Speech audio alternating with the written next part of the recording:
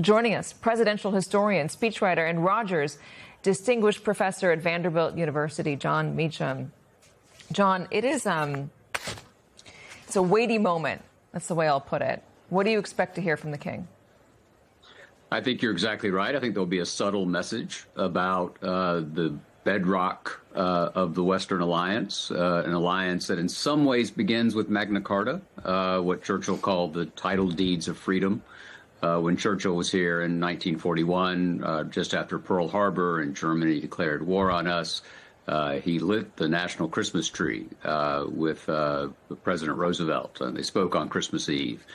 And he said that what the American-British alliance was to do was to preserve the title deeds of freedom, the Magna Carta, the Declaration of Rights of 1688, the Declaration of Independence, the Constitution, the rule of law. And I think there's a fascinating symbolism here because King Charles is a hereditary figure speaking about democracy. And it's a sign of the complexity of history and the complexity of reality. He is there because of to whom he was born. But he speaks of the universal rights of all of us, no matter where or to whom we were born. And I think it calls on all of us to remember that we're in a particular hour where citizenship and complexity and lending a hand as opposed to clenching a fist are especially important. Yeah, I think the speech is going to be very interesting. Again, publicly, he's got to be diplomatic. He's bound by the Constitution over there to be diplomatic. He can't state his opinion or on policy, that is. Privately, though, is that a different story? I mean, this is a man who famously, Donald Trump complained, cornered him for 90 minutes to talk about climate change. That was before he was king, but he does hold strong opinions on a number of topics. He does, and is perhaps unlike his mother to some extent, that has leaked out. I'm sure Her Majesty had lots of opinions, but they tended not to leak. I remember years ago watching a speech that the then Prince of Wales gave. I believe it was the College of William and Mary in Williamsburg. And it was fascinating. It was about the same era that Queen Elizabeth came here to meet with George H.W. Bush in that 1991 clip you just showed. I think the country, Americans in particular, will be surprised. We tend to see royals and know about their scandals. We don't tend to hear them speaking seriously about matters of state. And so I think I have a feeling that this will be a charming and surprising performance.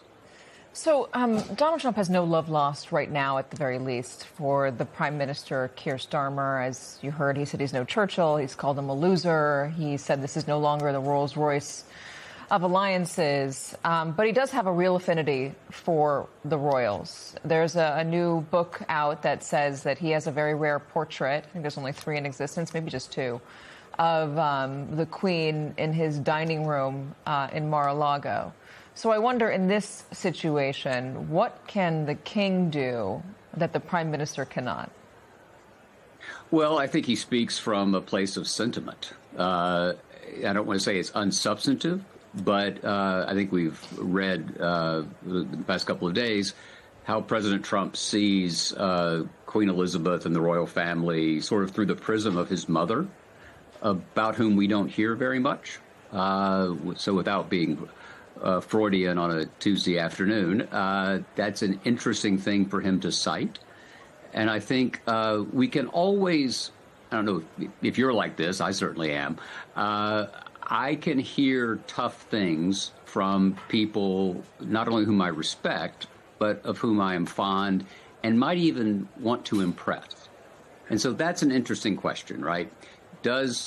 President Trump is at this point, doesn't have to impress anyone, but we know that even more than most political figures, even more than most human beings, he feeds off praise and approval.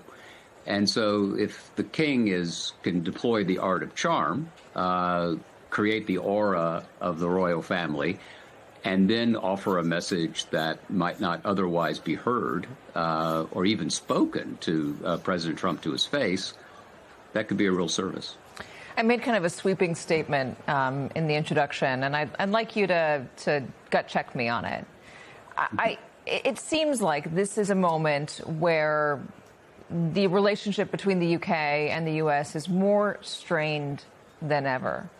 And we make these statements a lot regarding this moment because everything feels so big, and we're not all as, as read in on other moments in history and what things felt like. You study this. Is there a comparison? Is it more strained today than it's ever been? I mean, obviously, accepting the wars that we fought with the UK, with Britain. They burned the White House. So, yeah, that was kind of bad. It is strained, and here's why. So the example here is, the example is Winston Churchill, whose mother was American and who believed, as he once put it, that no lover ever studied the whims of his mistress as I did those of Franklin Roosevelt. In 1940 and 41 and 42, Churchill saw the United States, which was isolationist, which was in the grip of something called, wait for it, America First. While Churchill stared across the Channel and England stood alone against Nazi Germany, there was an epistolary romance unfolding, and then a couple of meetings, one in August of 1941, and then the war came. And there was always in Britain a kind of skepticism about the United States. Harold Macmillan, I think, once said, "We are the Greeks in the new Roman Empire." That is, that they were sort of the pure, more sophisticated actors, but we had all the power. And so there's always been that tension. But as we have seen, at every significant point, possible exception of the 1956 crisis over the Suez Canal, but even that was quickly put back together. We have seen that the United States, when it needs a friend, Britain is there. And what President Trump and this muscular, somewhat heedless foreign policy has done is kind of pointlessly, I would argue, alienated allies. And alliances are like human nature, right? I mean, we are more likely to help someone whom we trust and whom we believe will help us. And I think that if I were an Englishman or a Frenchman or a German or a Canadian, that trust, the idea that the United States, which has been there for the alliance since the Second World War, it's very unclear that we would be there. And we're, to some extent, in a kind of whimsical moment. It's a serious moment, but it's dictated by the whim of the president. When alliances and the transatlantic post-World War II order have depended not on whim, but on a common will.